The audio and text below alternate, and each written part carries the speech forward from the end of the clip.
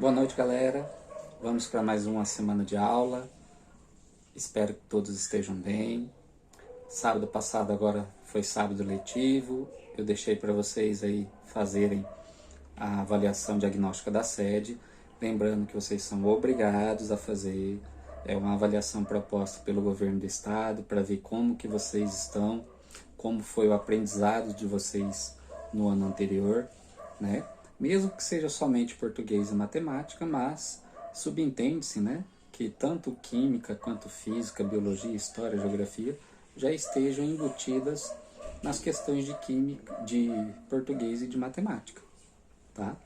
Então, aquilo que a gente trabalha aqui com certeza dá subsídio para vocês desenvolverem também as questões de português e as questões de matemática. Então é importante, não esqueçam de fazer. Quem ainda não fez, tem até o dia 20 para estar fazendo, tá? Se tiver com dificuldade é só entrar em contato que eu estarei auxiliando vocês nesse sentido também, beleza?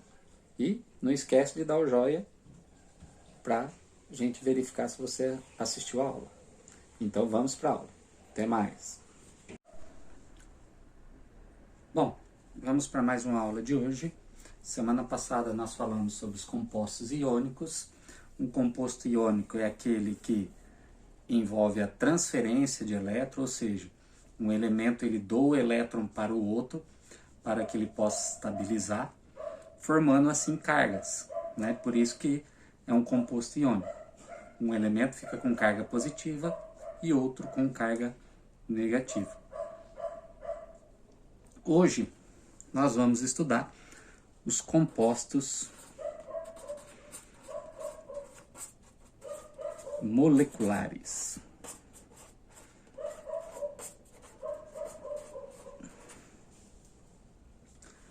Bom, o que vem a ser esse composto molecular? Ele é um composto onde não há formação de cargas, ou seja, ele é diferente da substância iônica do composto iônico. Bom, no composto iônico nós falamos que há a transferência de elétron. Um átomo ele doa o elétron e o outro ele recebe elétron. Então, no caso do composto molecular, há o compartilhamento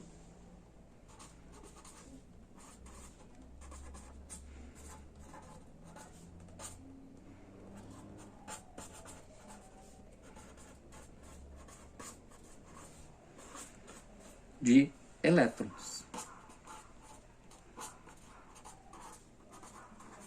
Isso mesmo.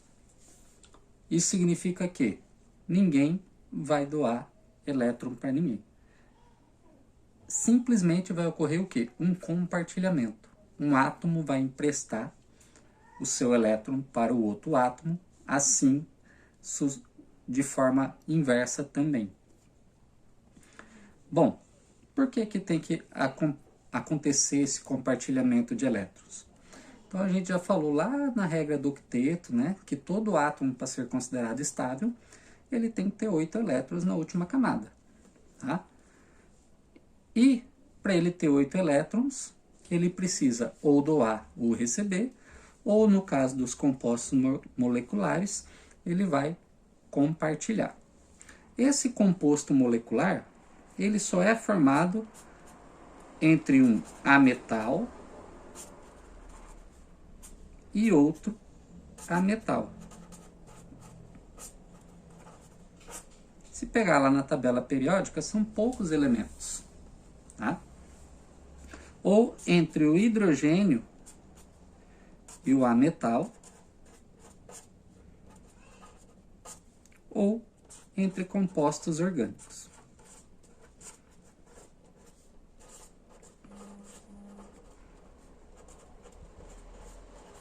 Tá? Só que neste caso aqui, o composto orgânico é algo que a gente vai ver lá na frente, no terceiro ano do ensino médio. Então a gente vai concentrar nisso aqui. Então, um composto molecular, ele é formado apenas por 2 ametais ou por um ametal e o hidrogênio. Então, por exemplo, O gás oxigênio.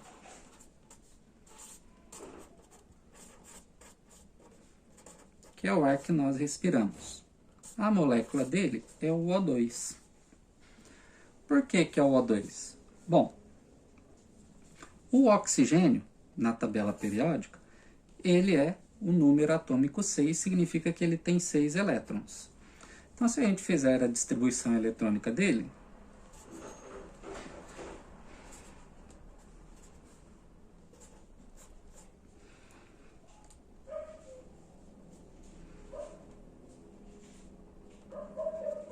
desculpa, ele tem 8 elétrons.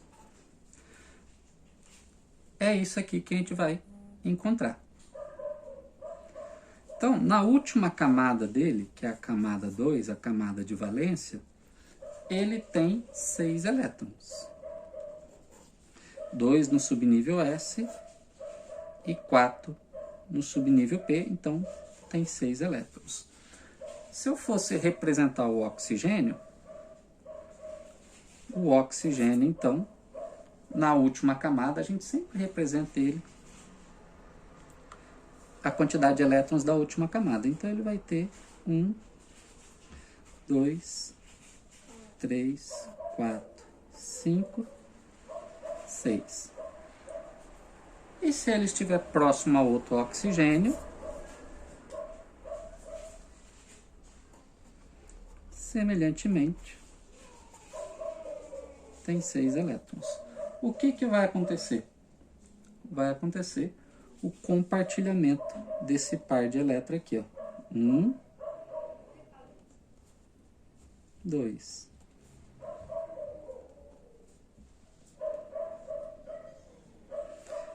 Então, quando eu fizer isso, note que esse oxigênio tinha 1, 2, 3, 4, 5, 6, pega mais 2, 7, 8.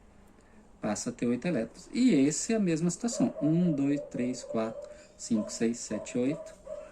Passa a ter 8 elétrons. Então, a fórmula estrutural que eu posso representar a molécula do oxigênio, o compartilhamento de elétrons vai ser um risquinho, porque significa esse elétron sendo compartilhado com esse elétron. Mas como tem outro em cima, eu tenho isso aqui. Bom, e o CO2? Gás de óxido de carbono. Famoso CO2, né? Grande poluente aí, causador do efeito estufa. Então, quando eu for montar esse aqui, eu olho para o átomo central. O átomo central é o carbono. Por quê? É um carbono, 2 oxigênio. Carbono. O carbono, ele tem 4 elétrons na última camada. O oxigênio a gente já viu que tem 6.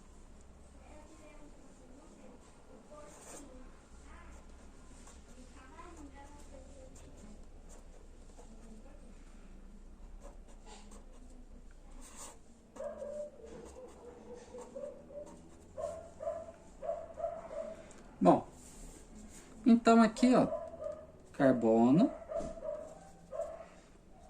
faz outra. 1, 2, 3, 4, 5, 6, 7, 8. Oxigênio morreu. 1, 2, 3, 4, 5, 6. O carbono ainda tem 6. Falta fazer mais 2. Então, o carbono 1, 2, 3, 4, 5, 6, 7, 8. E o oxigênio 1, 2, 3, 4, 5, 6, 7, 8. Então, todo mundo ficou com 8. Aqui a fórmula fica...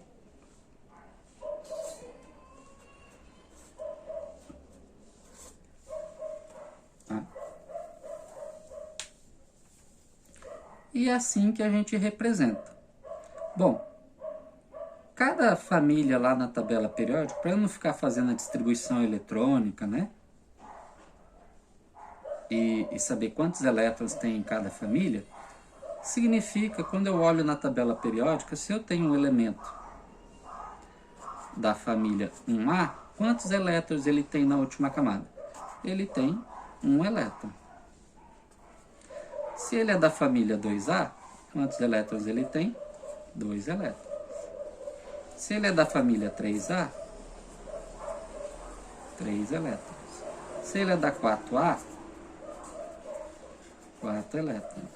Se ele é da família 5A, 5 elétrons. Se ele é da família 6A, 6 elétrons. E se ele é da família 7A, 7 elétrons. Tá?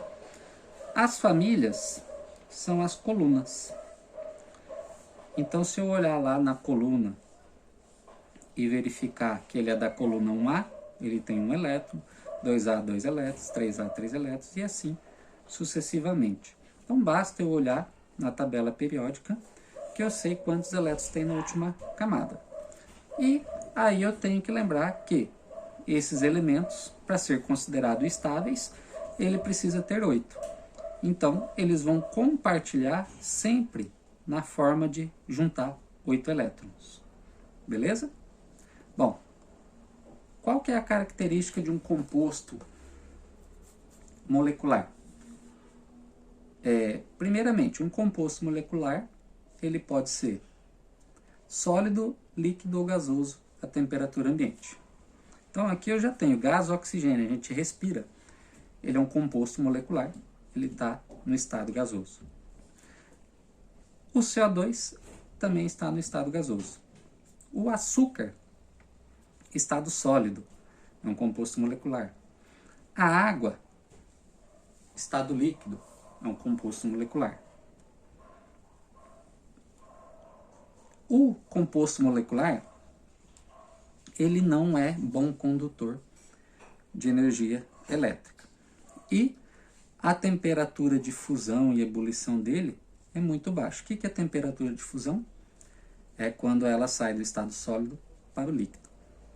E temperatura de ebulição, quando ela sai do líquido para o gasoso. Então, para o composto molecular, temperatura é baixa de fusão e temperatura de ebulição é baixa. Tá? Qual que é a diferença, então, para o composto iônico que a gente viu na última aula? Na última aula, todo composto iônico ele é sólido à temperatura ambiente. Ele não conduz energia elétrica, mas se dissolvido em água, ele conduz. E ele é formado por 2 metais. Por um metal e um não metal. Tá? Então, essas são as diferenças entre o composto iônico e o composto molecular. Bom, até a próxima aula. Qualquer dúvida, é só entrar em contato.